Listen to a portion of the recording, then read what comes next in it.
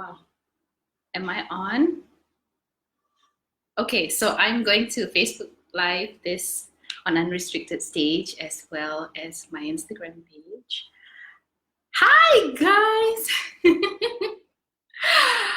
Firstly, thank you, Josh, for calling me. Hi, Ian. Thank you, Barry, for organizing this whole campaign idea. It really got me thinking, like we really need to keep each other in check. We need to entertain each other because this is a tough time. If we don't keep ourselves sane, there's a lot of, I think I'll put on like 20 kilos if I don't do such things. It's probably the most clothes I've worn in the last 5 days also.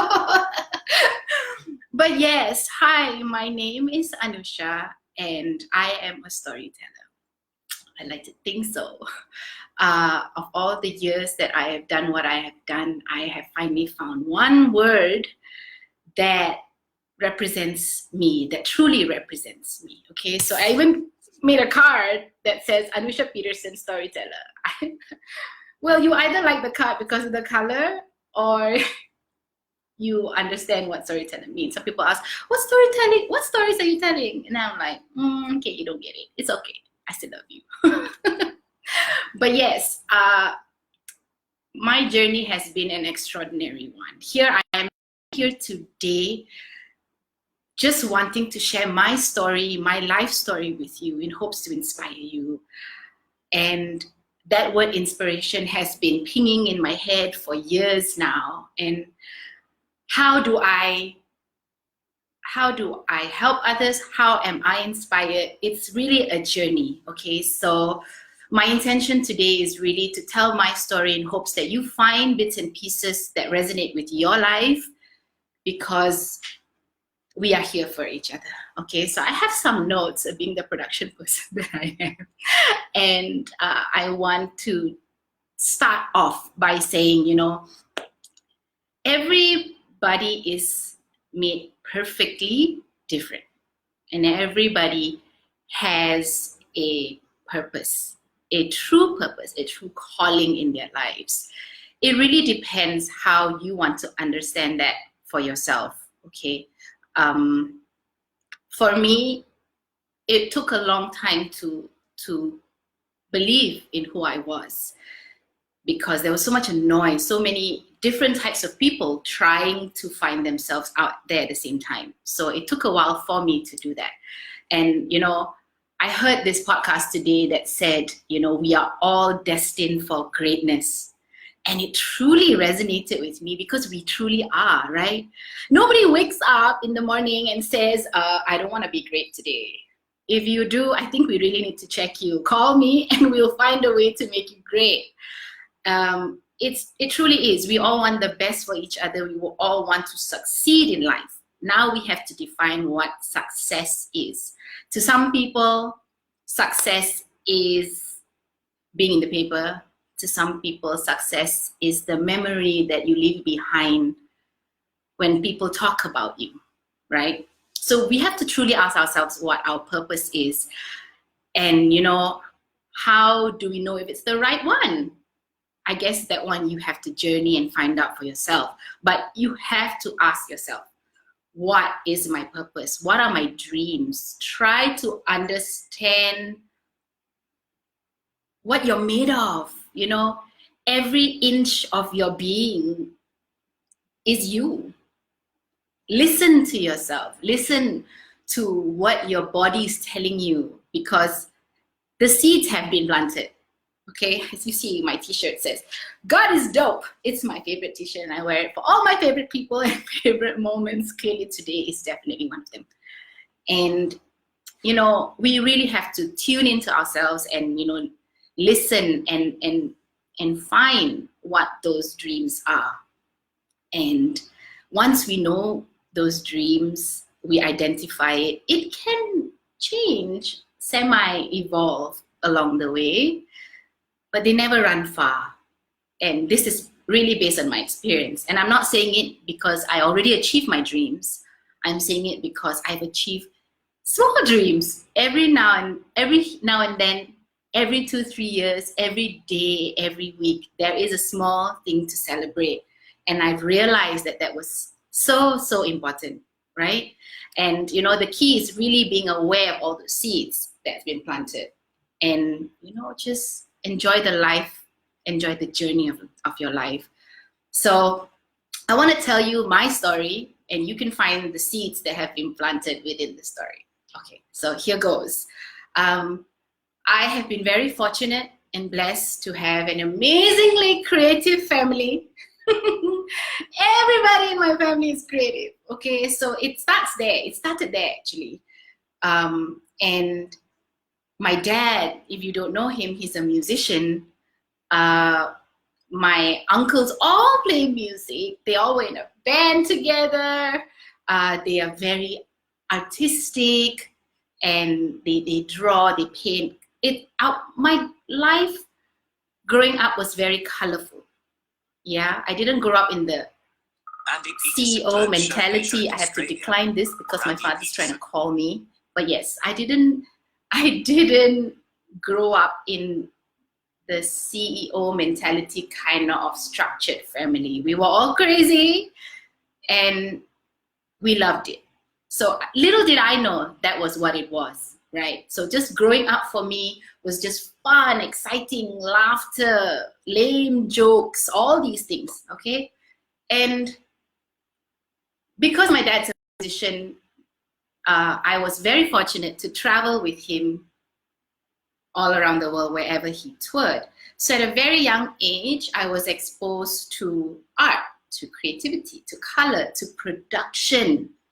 And I just sat there at all these concerts, all these rehearsals, observing what was going on. Didn't have a say, didn't need to have a say. There were great people in front of me. So I just observed the interactions, the color that came out of the music, when it started, when it ended. And watching big shows as I was growing up, being surrounded by the same kind of energy, it was slowly filling in my veins. You know, I accepted it, and now I understand that was such a blessing. I grew up with so much of culture, traveling, seeing different types of people dancing, eating, talking. You know, it really is. They say when you're a child, your mind, your brain, your body is a sponge. It really is. I didn't realize it until now. Just trying to research and do this talk, I realized that your body is really a sponge. It becomes second nature already. So I've traveled and I've learned production at a very young age. So that's one seed, maybe a couple of seeds that have been planted. And then, you know, I also learned mature conversations at a young age. So I was very inquisitive of what was out there. I was always asking questions. A lot of times people say, oh, this girl has come again with her questions. And oh my gosh, so much questions, much talking, yap.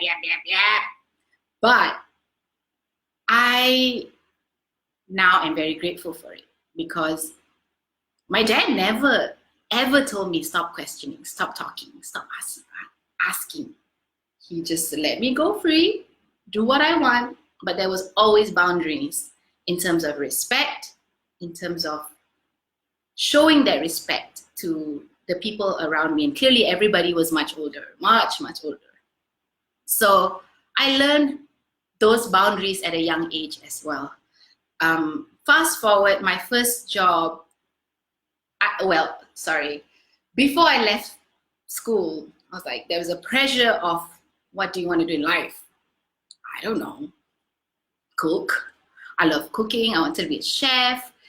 And then I realized it was very difficult at that point. I had no experience. It wasn't a passion that was really calling. So I said, okay, let's find a job. And very fortunately, there were so many amazing people around, and Michael Simon offered me my first job on in ATV on Malaysian Idol. Thank God for Jeremy. Shout out to Jeremy, who left to Australia to do his studies. I had that spot to become a production assistant, and I didn't know what it was. I didn't know what was necessary and needed, I just showed up. Michael tried to scare me by saying, you know, it's going to be hard. Like, you won't have your time to yourself. Hours are going to be crazy. It didn't register in my head because I saw my dad growing up, working so hard that it was part of my nature to also do the same thing.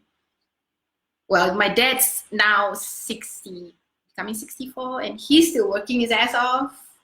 I better not be sitting down on my ass. For this video, I will sit down for a little while. But yes, so I saw that and I was given that opportunity to work. And it was a calling. I never left. I was in television production for 12 years. I started as a production assistant and I left in production as an executive producer. If I'm not mistaken, the youngest executive producer in Media Prima. That was a true achievement. Where was that seed? From the day I started traveling with my dad, watching those Chinese tours, the concerts, how detailed they were, how beautiful they were, how they made you as the audience feel. That's the seed. So that's the short goal. That's the short story arc. Okay. And then I went on doing more and more shows. I was so blessed to be able to work with geniuses, amazing people.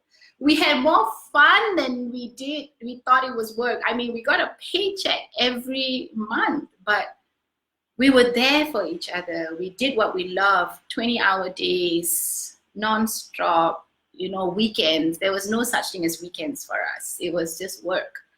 But it was what we loved to do. And we told stories. We told amazing stories. And throughout my journey in television, I learned so much. And one thing that I will remember till today is this story. I think it was 2008. We were doing So You Think You Can Dance. I think it was the second season or the first season. I don't remember. I was a production assistant or assistant producer. I forget. We were with our cameras, we with our log sheets, we go around looking for profiles and candidates to make stories about, right? Because the first thing that they teach you in reality show, it is not about the dancing. It is not about singing. Sitting down there at 18, 19 years old, I'm like, what the hell is this dude talking about? It's a dance show. It's a singing show. No, it's not. It's about the stories.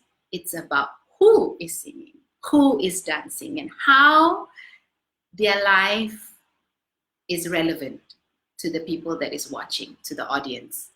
So we did that. I saw this guy. His name was Vishnu. He was an Indian Bharatanatyam dancer. He walked into registration with his flamboyant outfit, very colorful, and I said, I need to talk to him. Okay, so I went up to him, started a conversation, and we built a friendship. And he told us about his story and why he came, yada, yada, yada. He was really good. He made it quite far. And then I remember finding out that we're clearly digging for backstories, right? And finding out what makes this guy so special. Right? And then I find out that his father is not supportive of his dancing. I guess it's a cultural thing. So it was nothing that we could do in that sense. But we realized as a production team that we had a duty to explain his story, his side of the story. So week in, week out, my senior producer then, Zebedee, I think a couple of us, we tried to call his father to ask if his father would like to come to watch the show. And he declined week after week. And then Vishnu got eliminated from the show and he went on doing his life. We did too. And then that was it. I thought that was it. I made a I built a good friendship with his mom because we went to their homes and did a profile on them.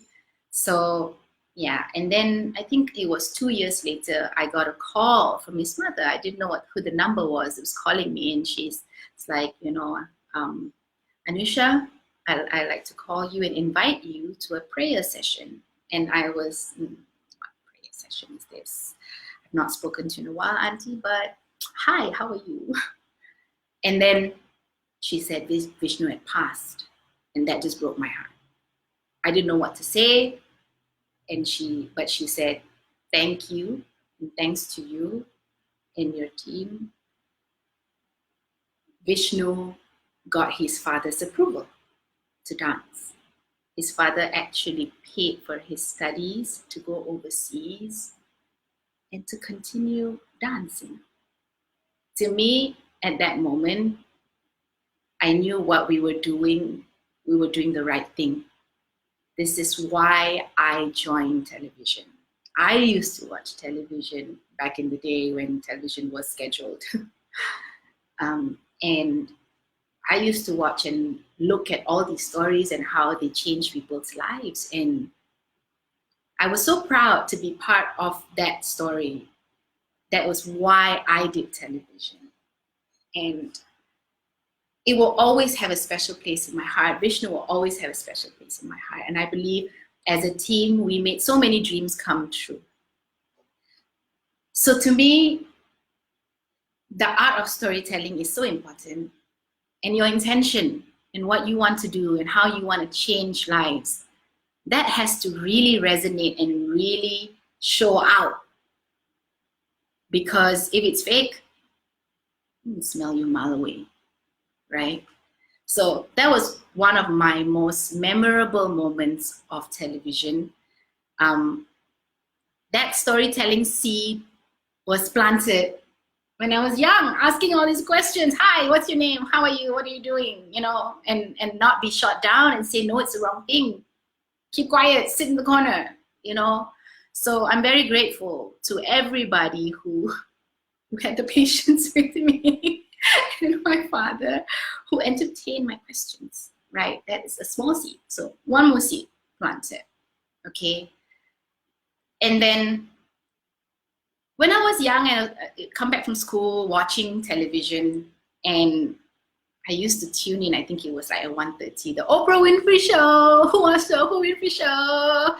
Everybody gets a book. Everybody gets a car. Yeah, I used to love that show, okay?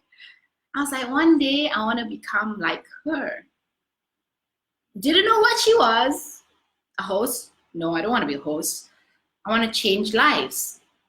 So watching that, as soon as I left school, before even my television career started, I sent I sent my CV, my resume, to the Oprah Winfrey Show. And guess what? I did not get a response. That was so devastating. I actually sent to Ryan Seacrest Productions because everybody was watching Keeping Up with the Kardashians as well. I love that show.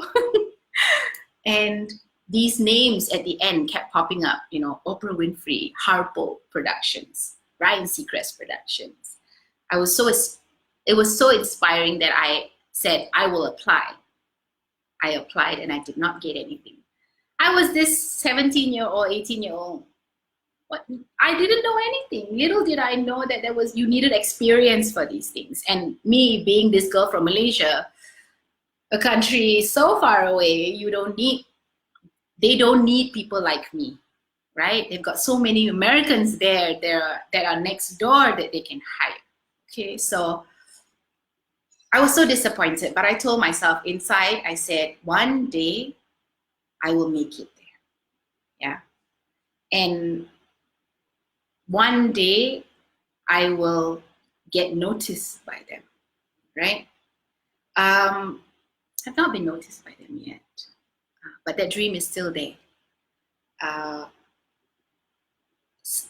thought in my little mind that after I left Media Prima in 2016, I got an offer to go to the US.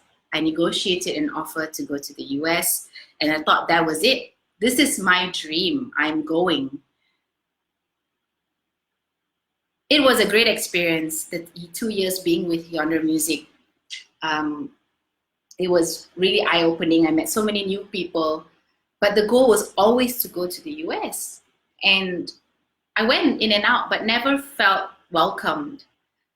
And I said, it's okay. And then the company didn't work out. It was a startup company. But I never gave up on that dream to go. Came to a point where one day I really literally woke up and said, why can't I do this on my own? We have the technology, we have everything we need to go. So I negotiated with my dad and said, can I go for 6 months? And then I needed some financial help. And I said, okay, I will go with whatever money you can give me. And we negotiated a deal. And I said, okay, my visa allows me to go for 6 months, but I only have funds for 3 months.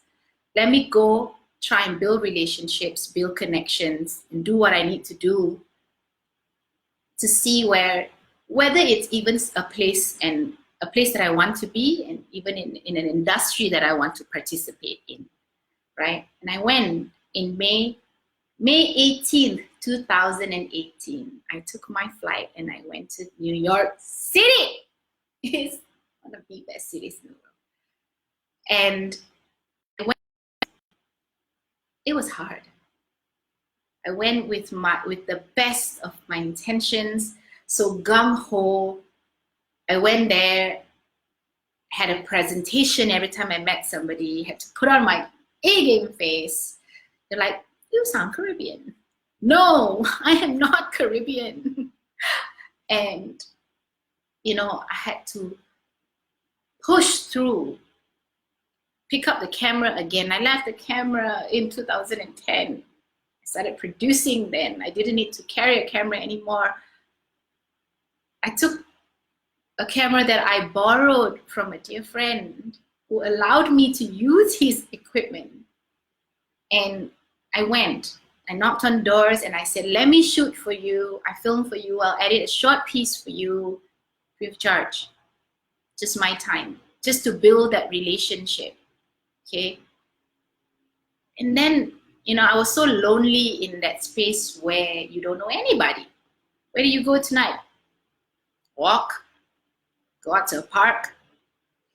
Sometimes I stayed in my apartment for days, never came out. It was overwhelming. But I went and I put my best foot forward and showed up, delivered over and beyond. And my 3 months ended up becoming 6 months.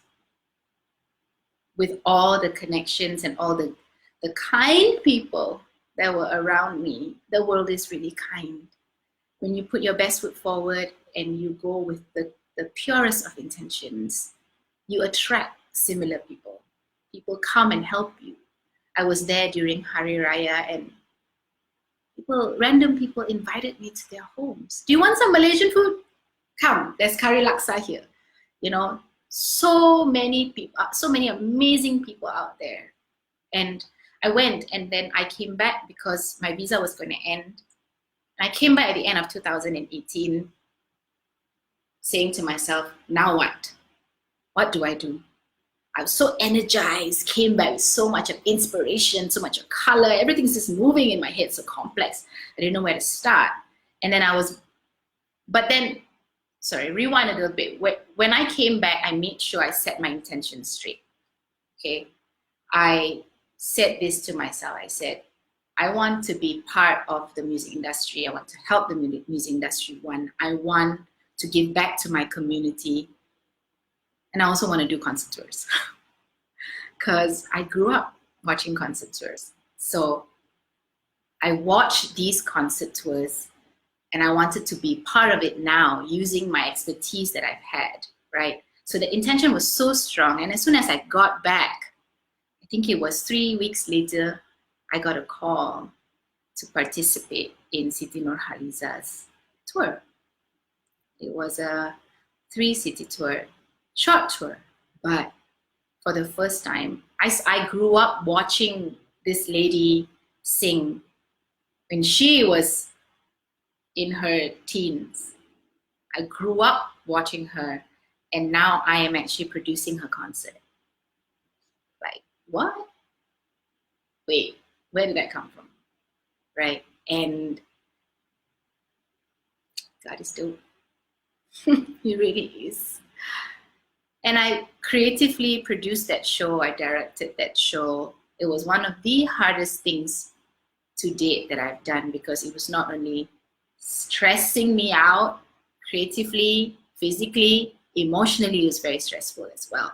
We're women, you know, we carry everything inside. But I think that's the beauty of it. So I did that.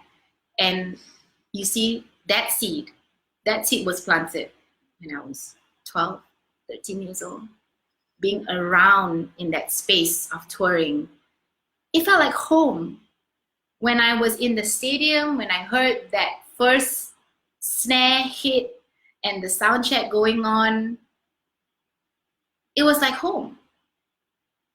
I heard that all my life. Nothing was new. It's not scary to me.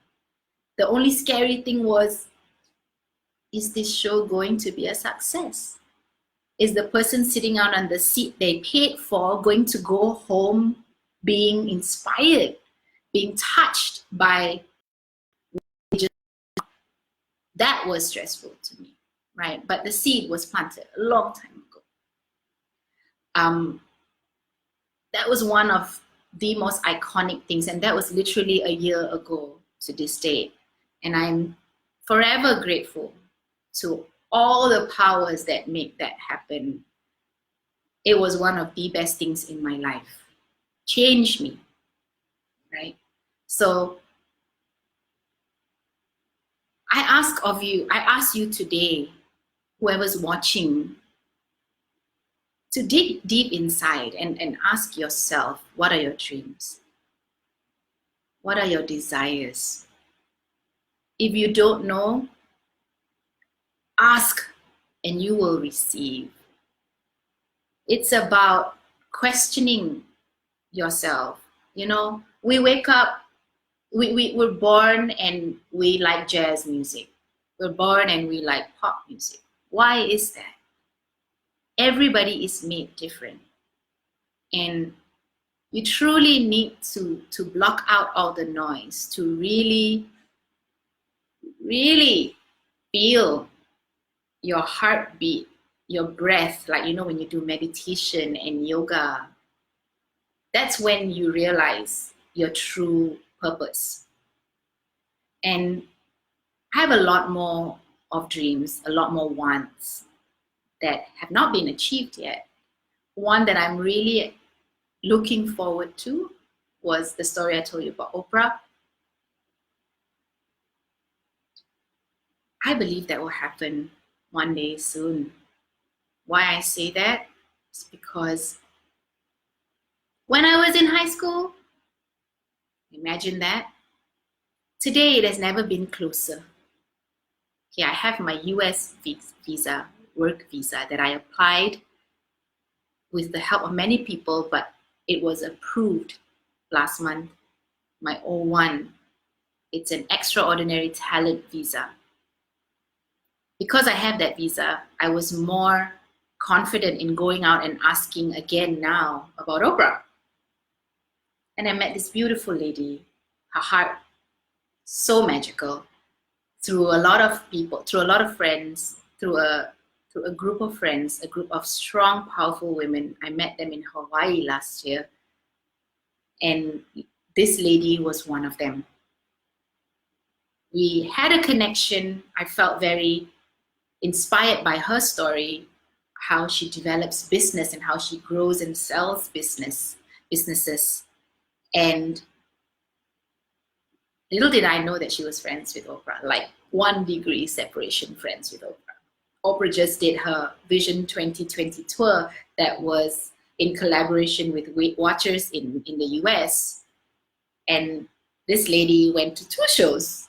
She went to 2 shows. She not only went to 2 shows, she took her daughter. She went backstage. She hung out with her. She drank tequila shots with her. Oprah's favorite drink is tequila, by the way. And she was like that with Oprah, rubbing shoulders with Oprah. I'm like, I pinched myself. I said, Anusha, if you don't ask, don't be a little bit thick-skinned and ask, you will regret this for life. So I asked her, I said, can you please connect me with somebody in Oprah's camp at least? May not be Oprah, I understand that, but please connect me.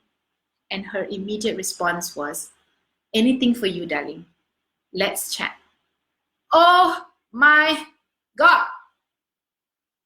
What? Who cares about when I was 17 and did that whole apply this through an agency thing? I got somebody who knows Oprah's number, right? It's going to come. It will come. And I'm still holding that in my heart very strongly. It's to the point that I know what I'm going to wear when I meet Oprah, what shoes I'm going to wear, what the air smells like, what I smell like when I meet Oprah. I'm holding that so close to my heart because I know it will come. It will come, right? So that is on its way. And it's something that I've also recently learned how to do, manifest my dreams to the point of the color of the outfit that I'm going to wear. Where is this meeting going to be? Feel it, and then it will happen. And it is going to happen. Small joke that I tell all my friends who help me along the way. And, I say, thank you. I will thank you in my Oscar speech. Because I am going to win that one day. Oscar, Emmy, whatever. It's just in my head to think like that because I know I am extraordinary. I know you are extraordinary. You need to find your Oprah story. You need to find your Vishnu story. You need to find your Siti Nurhaliza story. If you don't find that, stop. Maybe this quarantine is really good for you because it shuts everything out.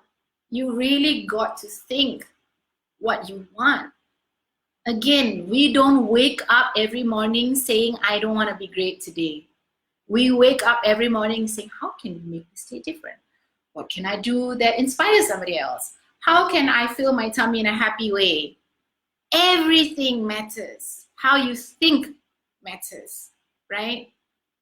So I call out to you, be conscious in what you want to do, okay?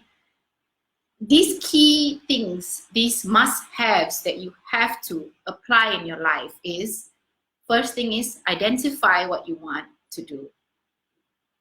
Identify your goals, identify your dreams and desires. Secondly, take action.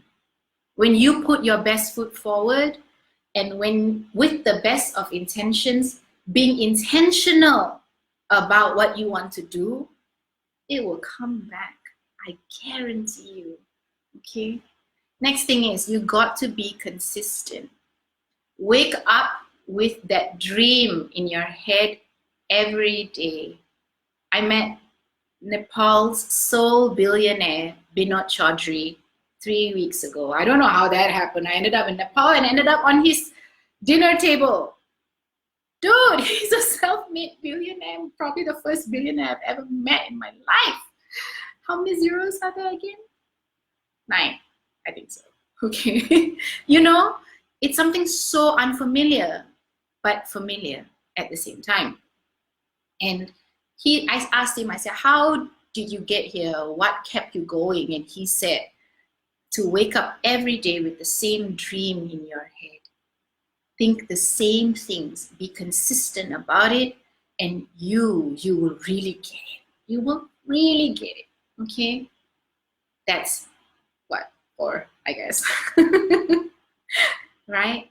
5, have a clear picture of what you want.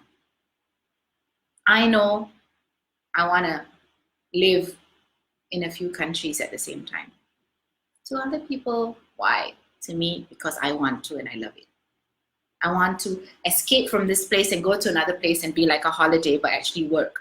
I don't want to work my life. I want to do what I love and it be my life. So there's no retirement, technically. It's just, it evolves. The dream evolves into something bigger, day in and day out. Okay? Imagine, picture, draw it out and look at it every day and it will come to you. Okay? And the last thing is to never stop dreaming. You have to dream for it to be a reality. Somebody says, stop being a dreamer and just be normal. No. They need to get out of your life. There's no need. Trust me, I've been there. People that told me, nah, you don't need to go. Why you want to go overseas? You don't need to go overseas. You got everything here. It's exactly why. Because you say I don't need to go. I want to go. This is my life. Right? And I have to shout out to my dad. Like, he never, I'm going to cry now. But he never said no. He always supported me. My family was always there for me. I will thank you at my Oscar speech one day. I guarantee you that. Okay. And I do want to read this out to you before I end. Wow, I actually made it this far, Barry. I wrote something yesterday and it was literally, I sat on my balcony and I said, what's happening? What is happening today, right? And the topic was literally 80 days into the new decade, right? And it read, 80 days into the new decade, here I sit on my balcony, overlooking the uncommonness. Life, few and far between. I hear silence between each breath taken. A life peacefully uncertain. Rewind 80 days ago, on this same balcony, I stood witnessing fireworks, bright and loud sparks in the sky that amplified the excitement of the expectation for the new dawn. I was ready to take the leap of faith, being intentional with every inch of my being, expecting nothing but abundance and greatness in every aspect of my life. In the past year, I have been learning about consciousness, about manifestation and the power that exudes when the mind, body, and spirit are aligned. Being consciously aware is not something easy to practice. It opens up a new door filled with new emotions, actions, and consequences, while closing doors that are irrelevant and invaluable to the process. Things that used to matter don't anymore, while birthing a perspective that is familiar yet uncommon. In simple terms, I've gone back to living a basic life, yet my dreams have become bigger, to the point that I'm actually afraid when it does become a reality and all in one go. I am, so I need to work on that. And it came one after another, calls, emails, meetings, opportunities, conversations, you name it, expected and unexpected ones. Nothing too small for me to get my hands into. I was grateful, and then it stopped. Caused by a global pandemic, a word I never thought I would use in my narrative, but it has now landed in not just my vocabulary, but the world, along with the verbs lockdown, movement restriction orders, and so on. We will also discover more new words. And the world is closed. Governments are put to the test on how they handle and look after their citizens. People are tested in the law of common sense. Yes, common sense is not so common anymore. And humanity is at risk of extinction if we take every action for granted. Believe me, if we do, it will happen. Wow. To me, I said to myself, wow, what an entrance, God. I guess we really deviated from your plan to the point that you needed to intervene before it was too late. I am a believer, as you can see. We may not be of the same faith, however, acknowledge that there is a higher power. Whether you believe in the universe, you believe in law of attraction, I grew up in a culture that is so diverse. We just need to respect each other. Today, I sit and acknowledge that no matter what timeline we put on our lives, our conditioned minds, thoughts and processes, rules and laws implemented, and how much we think we are in control of our lives. Think again. We're merely beings here to fulfill the ultimate goal, here to fulfill His will. Be aware of the seeds that have been planted within your hearts. Take action when you hear your intuition calling, your gut, feel it in your stomach, like, yeah, feel it, right? And do not be selfish in being kind, in being loving, as empathy is in our DNA. This is very important, this line. This line I like. I've heard it so many times and I've adopted it, right? Sometimes the journey is the destination. Let us surrender and trust the process. Destiny will prevail. So just believe in yourselves. Go back and really, not go back, just think of what you really want in your life. And come on, greatness is out there. The box named greatness is out there with your name on it on the side. Receiver, just claim it. And I think the world will be a much better place.